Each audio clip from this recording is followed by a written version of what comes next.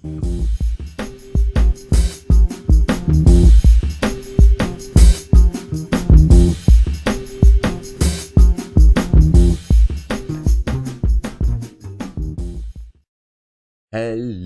and welcome everybody back to the Dumbass class with me, the Dyslexic Gamer, as we carry on our playthrough of Encased, where we had activated a relic and now we're in here? I don't know. We're in the space between spaces. Let's see if we can get out. At some point you realise that you're awake. Your feelings are getting back with your consciousness. You feel bitter in your mouth. Your muscles are weak, stiff and barely obeying you. Some noises fill your ears. This is a rustling sound, like the waves crashing on the shore. Then you realise that the blinding white shining around you isn't any light, it's a mist. You go through the white haze carefully. Fragile pieces of rock crackle under your feet. Some vague shadow comes out of the mists over your head. Branches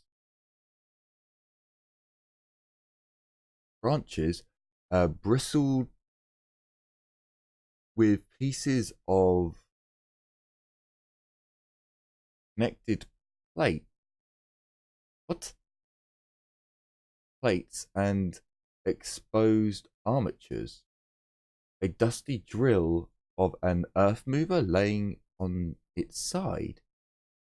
Yellow documents, boxes, crushed steel faucet,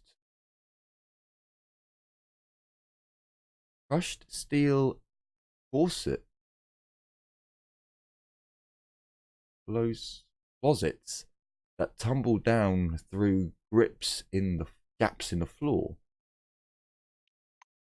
Okay, that was weird. Right, I thought I had the postman, so I was like, okay, let's just look out the window for a moment. I don't really want to edit out me looking through a window. Yeah. I'm lazy like that. Okay, so now we've got some people around. Oh.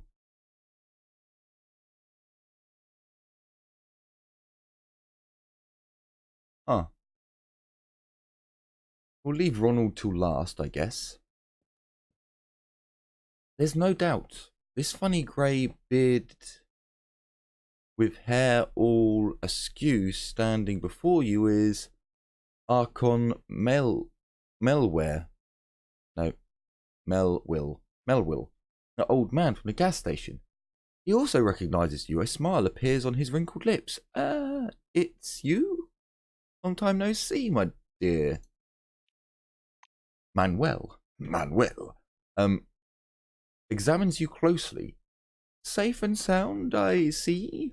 How did you manage, no one survived in that place you were going. It's worse in the centre of the dome, where the spirits, well, you know. The old man dabs somewhere up with his crooked finger. You're aware, aren't you? The spirits have fallen. Now the road has closed. Well, if somebody has to come here, and here we stay, perhaps in a barrel?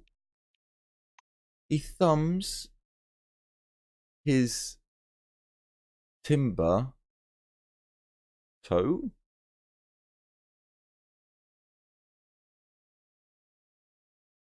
He thumbs his timber toe. I don't know. into the earth, driving the mist clouds away. So he's jabbing his big toe into the ground, okay? Don't think that I'm complaining. My business is on a roll. They come, they go. Manuel's face seems to become hard. He speaks slower and fondlier. The gas station can be covered. No? Road now? Road now? Rude? Everyone needs my gas station. People went crazy. I tell ya. All those wars for no good reason. The old man suddenly shrinks his head. What the fuck? Aw. Jimmy! Love South Park, by the way. Tim. The orange suddenly raises his hand as if he aims an invisible gun at you. Holy shit. He looks at his empty hand with puzzled expression on his face. He looks up, narrows his eyes, and examines your face surprisingly. Do I know you? Yeah, I do. Shit. Oh shit. I should have quit this crap. Anyone could lose it because of those glasses. He points at his head with an awkward laugh. What the crap is he? Where are you now? Tim grins. How do I know where you are? In hell? Together with this bitch Decker? And this little whatever it is bastard? What's his name? Steelman? Oh, Steel. He throws his hand in the air and fountains of mist follow them. I told you, there's an exit. I made it. I took the car. I don't... And don't you dare get at me. I did everything right. I didn't have to kick the bucket with you. Suddenly his face goes blank and his voice sounds dead and dull. Not everyone can escape from Nashville. That means something, didn't it? While saying so, he looks at you and frowns. Looks at you, face with glassy eyes.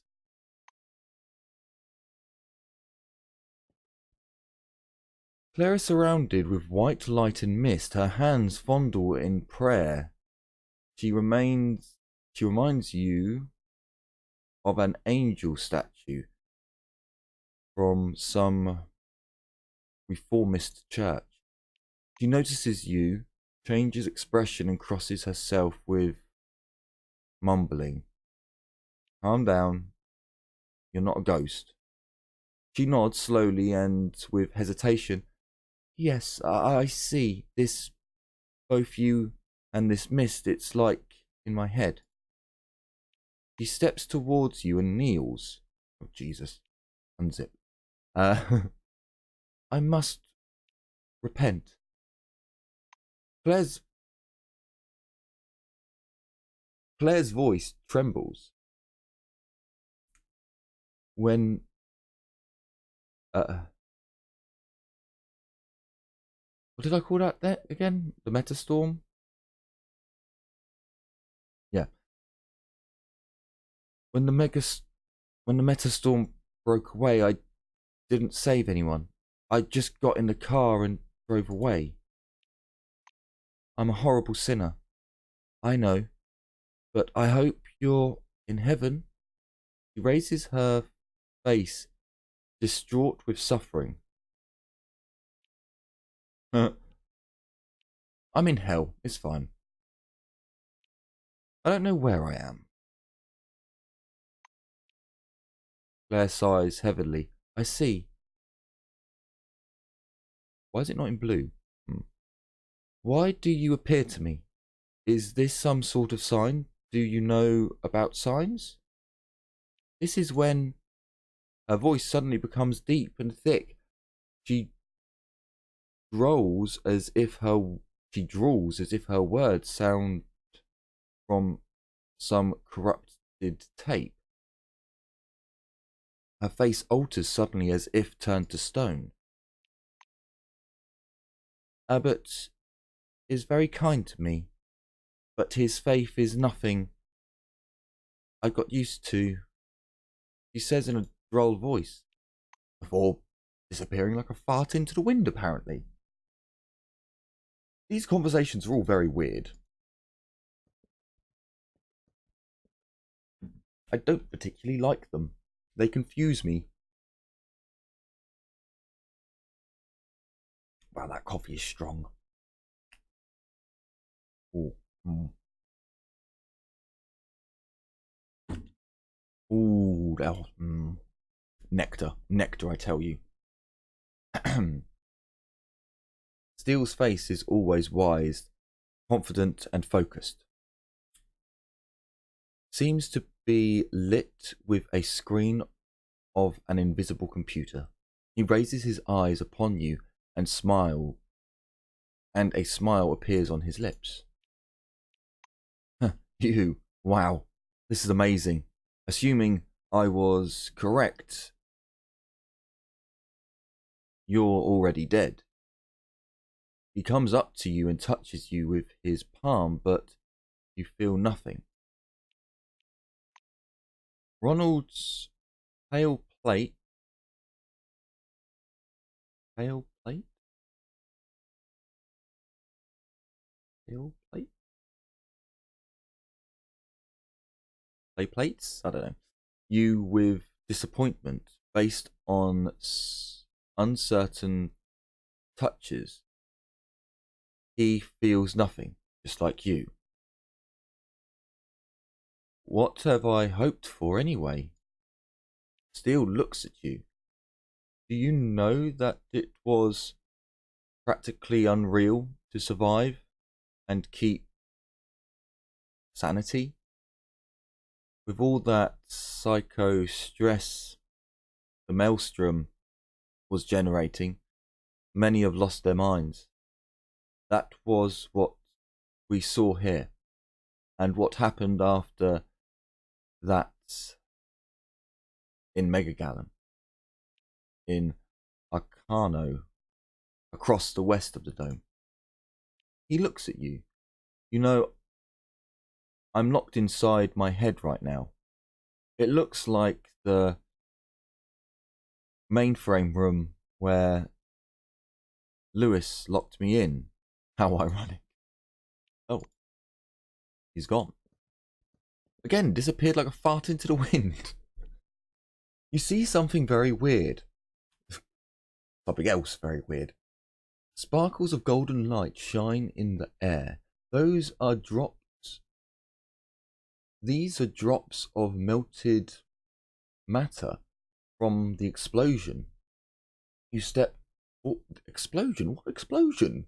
You step forwards, and they fall, covering the earth with dusty, burning spots. You step back, and they rise again. The clock on the screen of your Chronos is getting crazy and rewinding time after each of your steps. December 1976, January 1977, March, June.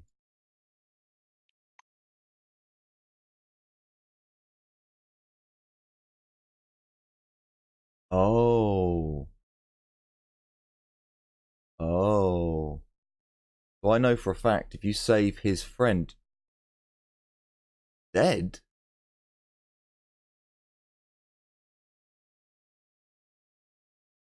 Did it say that to other people? Shit, I never fucking noticed. Why are you dead? Oh.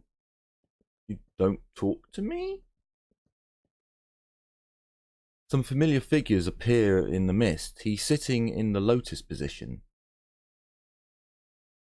Joran Lindbergh. Lindbergh, I don't know.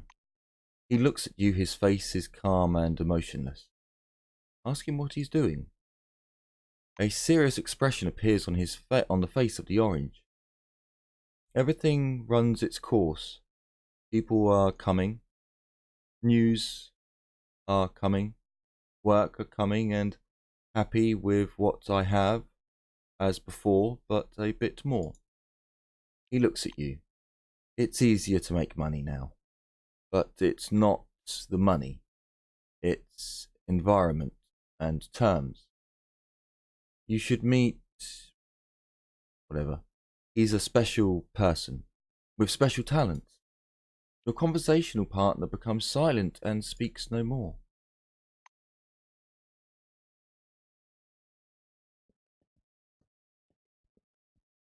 Ah.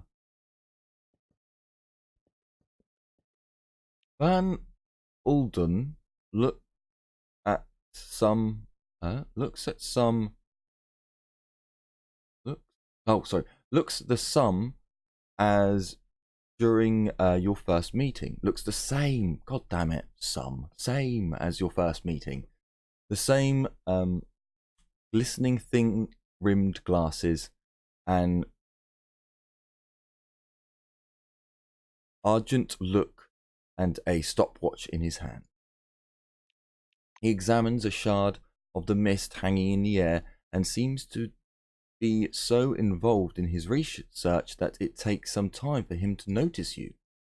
Meeting your eyes, the scientist instinctively takes off. He comes up to you and begs to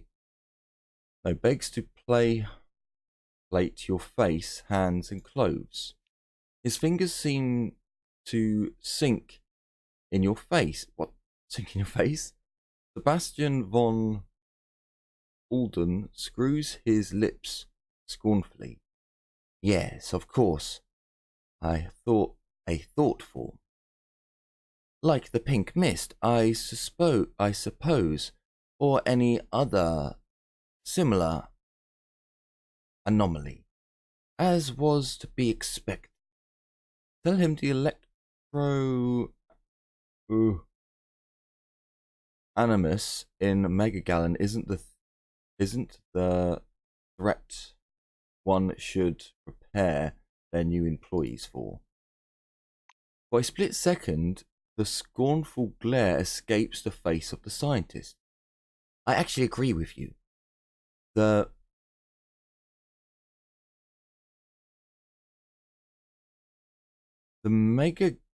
Jesus Christ. The Megagalius of Nashville turned out to be much more dangerous, and the consequences of its appearance more destructive. The maelstrom, a stream of psychic energy connected close to the center of the dome in the form of a tornado, has destructive effects on psychic and intelligent creatures. Anyone directly exposed usually goes insane. Less commonly, they acquire psi abilities. Researchers suggests that these metastorms have a complex, I don't know, but no direct evidence of this has yet to be found.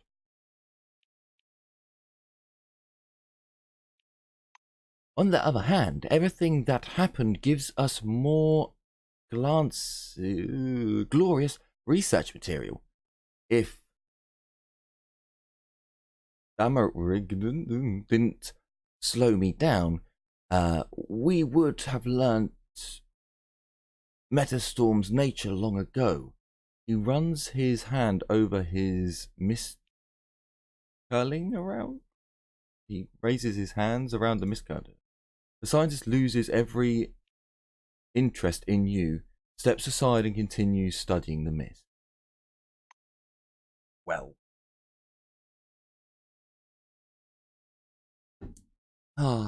More nectar, more nectar. Oh, speak to him, please. More nectar.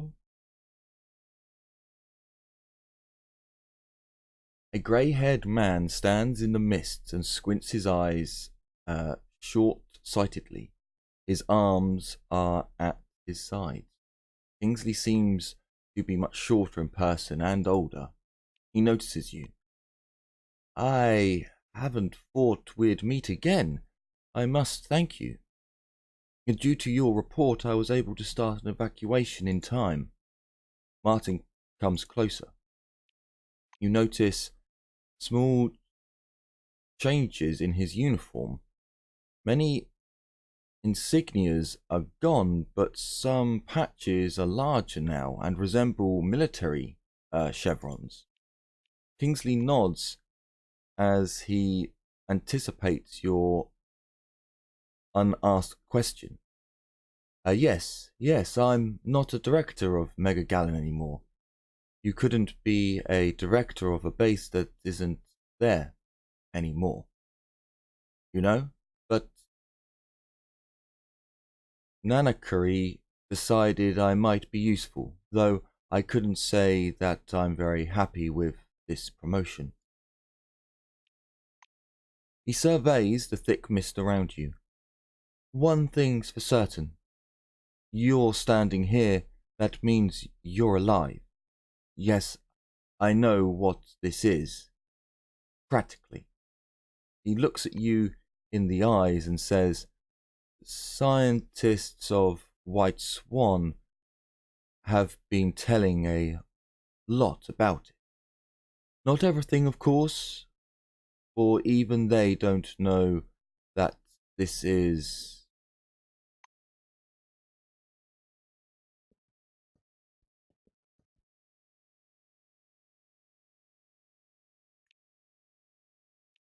Shoot him. I scan him.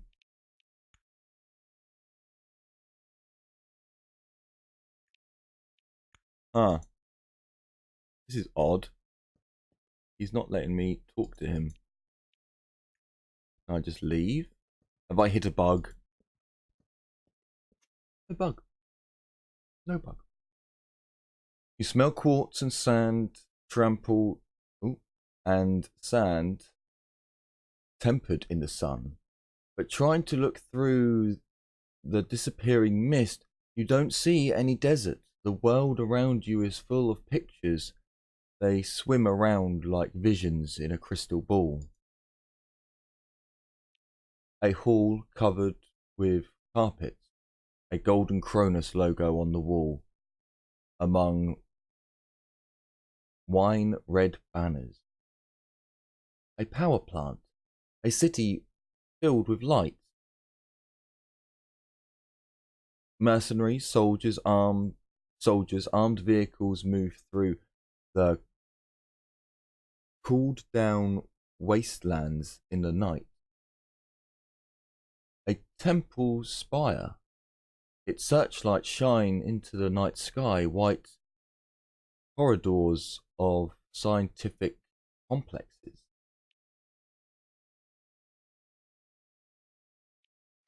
Your vision fades, one after another. The only one that remains is black silhouette of some strange building towering up from the light sand. This picture freezes before your eyes as if it makes sense of everything you'd seen before. Jesus Christ. Oh, more talking. More talking. Why has she got a crown on? What?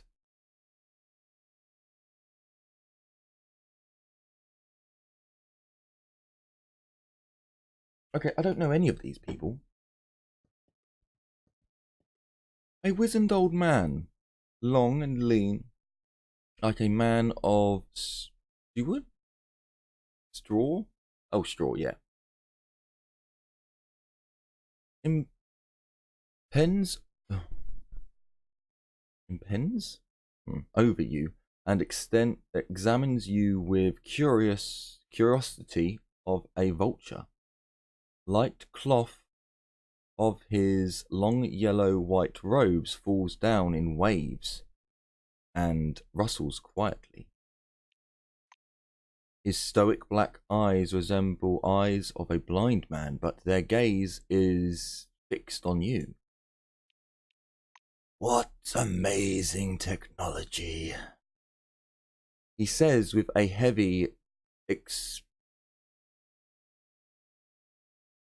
expensive and well-trained voice. His voice seems to belong to some other person. He smiles. This warm and kindly smile widely contrasts with the threat in his eyes. "Name your price, and I'll buy your design, but the assumption should be reasonable. Take time with your answer, think it through." Whilst keeping this smile on his face, he steps back into the mists with eyes on you and fades into nothing.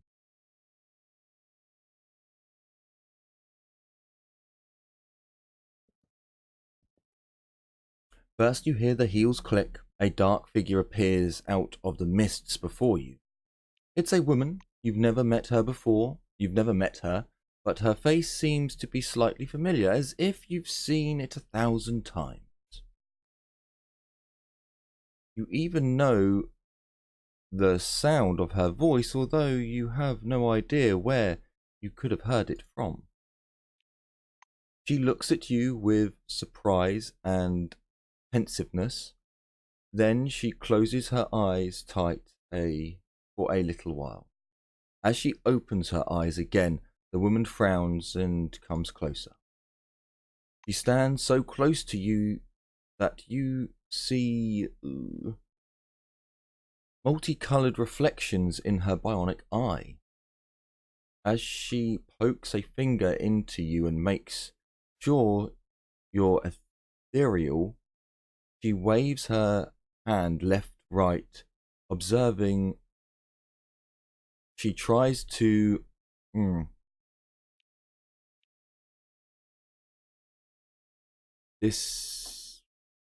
dissipate you like the mist.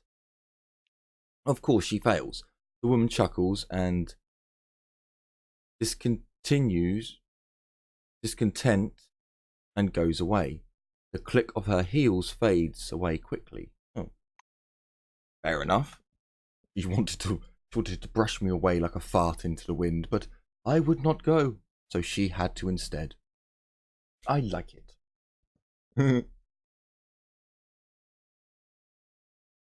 Oh God! Too much singing. Too much singing. That's a throat.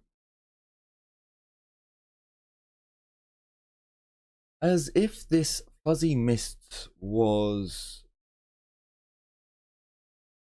whisked with a mixer, it looks like slowly dissolving clouds. A short and chubby little man in camouflage cap and an army shirt comes out of the mist in a businesslike manner. He puts his hands behind his back and steps a few steps away from you, his gaze literally scanning you. Vivid interest flashes in his eyes. He clears his throat. "I'm out of jokes about death. Out of jokes about Mr. Brister. Out of jokes about hallucinations, although hallucinations inside the dome aren't any joke but an everyday reality." The man circles you. His glance bounces from your face to your uniform, from your uniform to your shoes and back. "But you are something else. So let's see. A pre-war hairdo, an old-time uniform, pale skin. You clearly never got a chance to acquire a decent tan. Your shoes aren't worn out. You just received them. He recites with enthusiasm.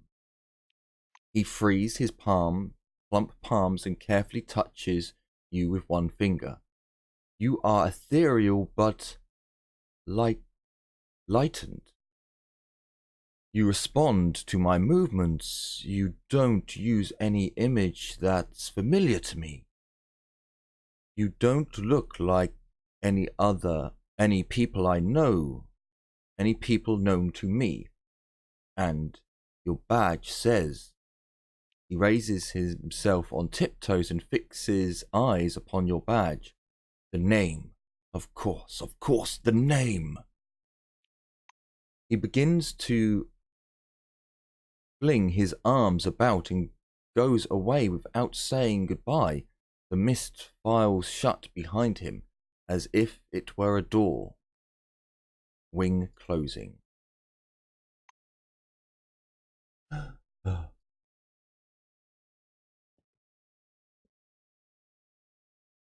The fractured white settles slowly. A man and a woman stand before you. The woman rolls her eyes unhappily. Are you serious? Tuesday, I tell you. Wednesday, I tell you. Thursday. How come I always repeat the same? I don't sleep very well without my pills. You're the man. You're responsible for me. The nightstand, the upper drawer. They lie there. My pills. Just tell me before we go to sleep. Pills. Is it so difficult? Jean? She surprisingly pushes him into shoulders. The man nods automatically. He's loose in thoughts. The woman claps her arms in front of her chest. She literally boils with frustration. I can't depend on you, can I? I can't relax in so many years because I have to control the situation for both of us. Jean, help me. My pills. My frigging pills. Her yelling pulls the man out of his pondering. He looks like he comes to senses and looks at you with surprise. Then he turns his eyes at his companion. Olive, don't shout. Make a habit of putting your pills on your pillow. Don't pipe up.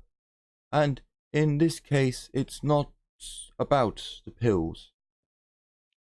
Olive steps short and points a finger at you. And what is this? Or who is this? Can you tell me without your permission? Ridiculous. Jean, just tell me. Jean gives you an appraising look. Metastorm. Is Albert trying a new device? I don't know, darling. And now, be so kind and take those bloody pills, if you remembered. If you should yell, do it more quietly. I have a migraine. The woman flings her arms in frustration and goes into the mist. John waits before he disappears and follows her.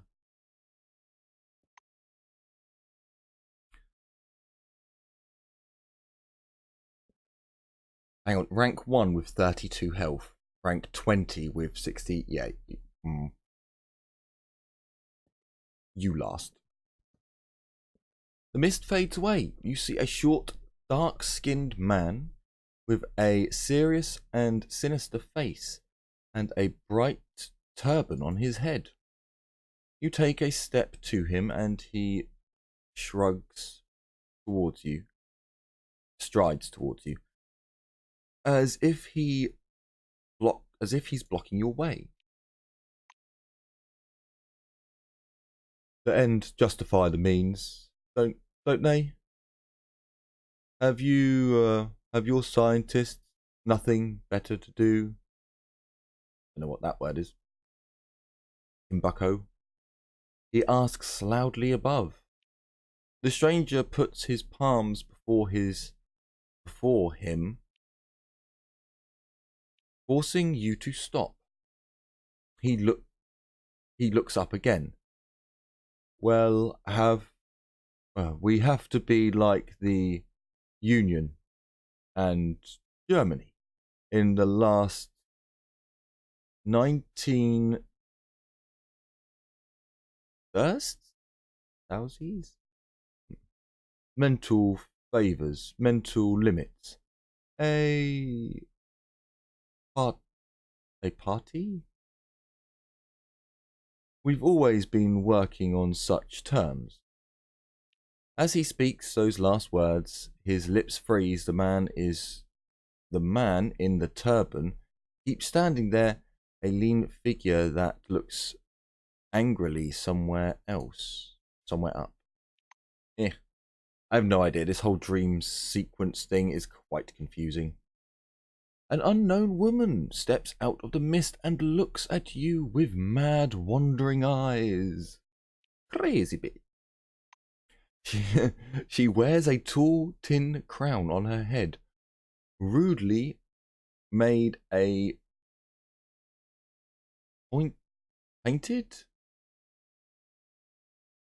painted with golden powder enamel. She smiles, although this smile is more like an evil grin. She begins to go around you in a circle, fixing her wary eyes on your face.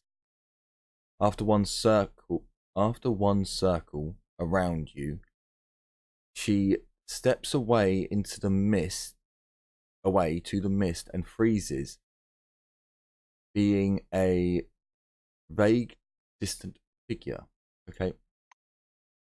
Jesus. Okay, come on, let's go. I've had enough of dreams and false realities. Remember that the maelstrom is able to travel great distances in a matter of minutes. So plan your route to avoid the dome's biggest anomaly. After a short ad, we'll tell you more about the animus and radiation awaiting the careless wanderer. Don't touch that remote.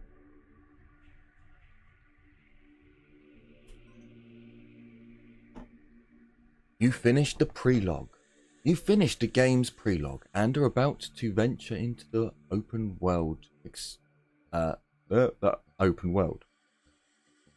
Unexplored barrens lie before you, full of relics, anomalous, random encounters, fights, and events.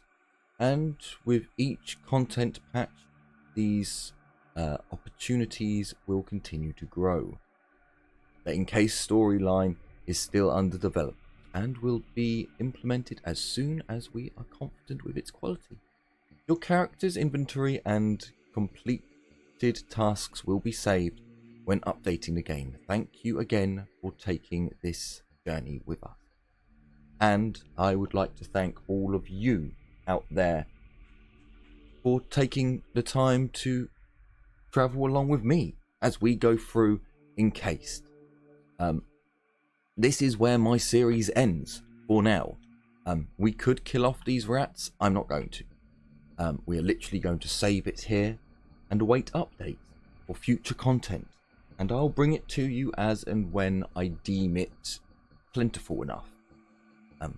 I don't want to be bringing you back for every little, oh look, a new gun updated. We'll do major updates and things of that nature. Content stuff. So yeah, just a really big thank you for getting all this way to the end of the prelogue with me, the Dyslexic Gamer. I certainly hope you've enjoyed your experience here and are looking forwards to what new things we brought to the channel whilst Encased is continuing on its update schedule. So, with nothing else to say other than thank you so much, everyone. Take care. And as always, bye-bye for now.